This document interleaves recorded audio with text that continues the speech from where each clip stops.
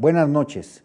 Vamos a hablar en este momento de los foros de divulgación de la Constitución Política de la Ciudad de México. El Tribunal Superior de Justicia de la Ciudad de México y el Consejo de la Judicatura, el Congreso de la Ciudad, a través de su Comisión de Administración y Procuración de Justicia, con el apoyo del Gobierno de la Ciudad y la Procuraduría de Justicia de la misma, iniciaron el pasado 13 de marzo en todas las alcaldías de la ciudad un foro de divulgación y análisis de la Constitución Política de la Ciudad de México, con gran asistencia de los vecinos de las alcaldías, así como de las alcaldesas y alcaldes. Este foro ha despertado un gran interés y una amplia participación de los habitantes de la ciudad. En todas y cada uno de los eventos realizados en las 16 alcaldías se ha contado con la participación de juezas, jueces, magistradas y magistrados del Tribunal de Justicia de la Ciudad de México, así como de congresistas